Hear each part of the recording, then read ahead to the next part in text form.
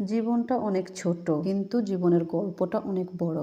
জীবনের সুখ চাওয়া খুব সহজ, কিন্তু সুখ পাওয়া খুবই কঠিন। মানুষ ফুলের মতোই সুন্দর, কিন্তু কাটার মতোই বিষাক্ত। কার জন্য এত মায়া?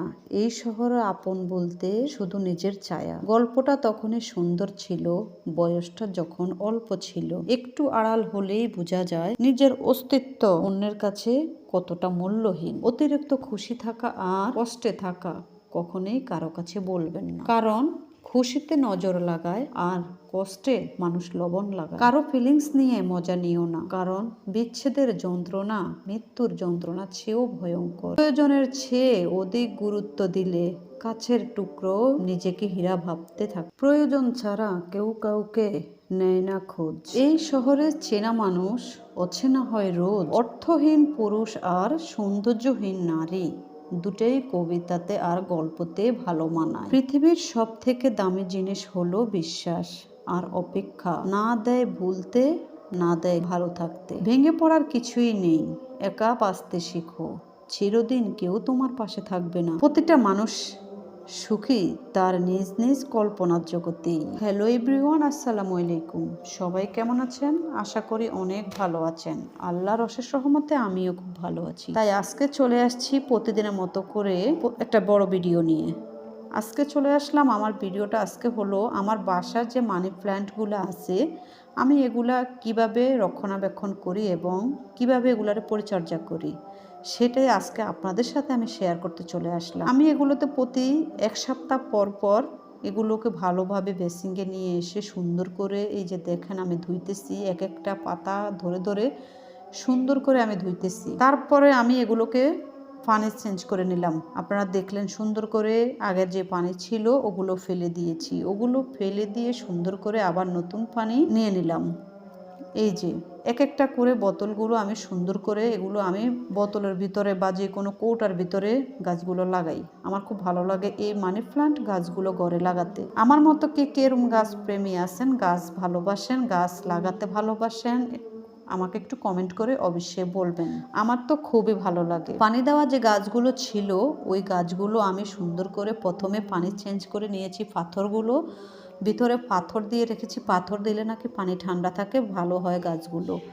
তাই আমি পাথর দিয়ে রেখেছি। পাথরগুলো সুন্দর করে প্রথমে ধুয়ে নিলাম, পানিগুলো চেঞ্জ করে নিলাম, নিয়ে পাতাগুলো বের করে সুন্দর করে একদম পানিতে ওয়াশ করে নিলাম। আপনারা দেখলেন একটা একটা করে পাতা সুন্দর করে আমি পানিতে ওয়াশ করে নিলাম। তারপরে পানি দিয়ে যে গাছগুলো লাগাইছি ওগুলো সুন্দর করে ধোয়া মোছা পরিষ্কার করার পরে এখন আমি সুন্দর করে আবার মাটির টবের মধ্যে যে গাছটা লাগাইছি ওইটাকে কিভাবে ক্লিন করি আপনারা অবশ্যই দেখবেন, সাথে থাকেন, পাশে থাকেন অবশ্যই। আমি আস্তে আস্তে শুরুতে এই যে প্রতিটা পাতা হালকা ভিজা একটা ন্যাকড়া নিয়ে সুন্দর করে এই যে প্রতিটা পাতা সুন্দর করে মুছে নেব। একটা একটা করে আলতোভাবে মুছে নিচ্ছি, জোরে মোছা যাবে না, না হলে তো পাতাগুলো ছিঁড়ে যেতে পারে। তাই আস্তে আলতোভাবে সুন্দর করে পাতাগুলো আমি এই যে মুছে নেব। মুছে নেওয়ার পরে সুন্দর করে আবার যে টবটা আছে ওই টবটা সুন্দর করে মুছবো চারপাশে। আমার কাছে এরকম পাতা লাগাইতে মানে গাছ পরিচর্যা করতে আসলে অনেক ভালো লাগে। সৌন্দর্যর মানিয়ে তো আসলে পরিচর্যা, যদি পরিচর্যা না করেন তাহলে সুন্দর কোনো কিছুই ভালো লাগবে না। ধুলাবালু পড়ে থেকে যদি অপরিষ্কার হয়ে থাকে তাহলে আসলেই ভালো লাগবে না। তাই এই যে আমি সুন্দর করে প্রতিটা গাছ সপ্তাহ পর পর, এক সপ্তাহ পর পর প্রতিটা গাছ আমি সুন্দর করে এই যে পরিচর্যা করি। দেখেন সুন্দর করে এটাকে পরিচর্যা করে নিলাম। এখন আমি এটাতে পানি দিয়ে দিলাম। দেওয়ার পরে সুন্দর করে এই যে আমার বেসিংয়ে কিছু ময়লা ছিল ওগুলো ফেলে দিতেছি। ফেলে দেওয়ার পরে বেসিংটাকে একটু ক্লিন করে নেব আমি। এখন এই ন্যাকড়া দিয়ে সাবান দিয়ে, এখন আজকে সাবান দিব, এখন ক্লিন করার যেই হ্যান্ড ওয়াশ দেব না, এখন সাবান দিয়ে আমি সুন্দর করে বেসিংটাকে ক্লিন করে নেব। দেখেন, কারণ বেসিং যদি সুন্দর না থাকে আসলে আমার খুবই ঘৃণা লাগে। এক একটা বাসায় গেলে অনেকের বেসিং দেখি এত নোংরা, আমার ওইখানে একটু হাত ধুতেও অনেক ঘৃণা লাগে। কিন্তু আমার কাছে যদি আমি বেসিংগুলো ধুয়ে মুছে পরিষ্কার করে রাখি তারপর আমার খুব ভালো লাগে। বেসিংয়ে সবসময় আমরা হাত ধুই, মুখ ধুই, এটা যদি পরিপাটি সুন্দর না থাকে আসলেই ভালো লাগে না। তা আমার মতো কে কে আছেন এই যে বেসিং পরিষ্কার করে রাখেন সব সময়, একটু বলবেন। আমি তো খুবই ভালোবাসি এটাকে অনেক সময় সুন্দর করে রাখতে, কারণ বেসিংটা হলো সাদা, এটা যদি লালচে ভাব হয়ে যায় তাহলে আসলে ভালো লাগে না। তাই বেসিংটাকেও পরিষ্কার করে নিলাম। এই যে দেখেন, এখন বেসিং পরিষ্কার করার পরে বেসিংয়ের যে কলটা ছিল ওইটাও একটু সুন্দর করে ধুয়ে নিলাম। ধুয়ে নেওয়ার পরে এখন আমার যে সামনের যে বেসিংয়ের সামনে যে আমি একটা বড় আয়না লাগিয়েছিলাম, মানে মিরর, ওই মিররটাকে সুন্দর করে এখন আমি ধুয়ে নেব, মানে ধুয়ে নেব কি ন্যাকড়া দিয়ে মুছে নেব। এই যে আপনাদের সাথে কথা বলতে বলতে আমি কিন্তু কাজগুলো সেরে ফেলতেছি, আপনারা অবশ্যই দেখতেছেন। এই যে আমি বেসিং মোছা শেষ এবং আমার এই যে গ্লাসটা মোছা শেষ। তারপরে আমি এই যে বেসিংয়ের যে সেলফ, ওই সেলফটা সুন্দর করে এখন আমি মুছে নেব, কারণ এখানে যখন আমি পাতাগুলো ধুয়েছি, পাতাগুলো মানে পরিচর্যা করেছি, চারপাশে পানি পড়েছে এবং ধুলাবালু পড়েছে, তাই এটার আশপাশ সুন্দর করে আমি মুছে নিতেছি। দেখেন, মুছে নেওয়ার পরে আমার যে ফুল গাছগুলো আছে এগুলো আমি যেখানে যেটা সেট করি ওইটা ওইখানে সুন্দর করে সেট করে করে রাখবো। কোনটা কোন জায়গায় রাখি আপনাদের সাথে অবশ্যই শেয়ার করব। সবাই একটু সুন্দর মতামত জানাবেন যে আমার এই গাছগুলো সুন্দর করে রাখা হয়েছে কিনা, বা এখানে আমি যেখানে রেখেছি ওইখানে রাখা হয়েছে কিনা, বা আপনাদের কাছে কেমন লেগেছে একটু বলবেন।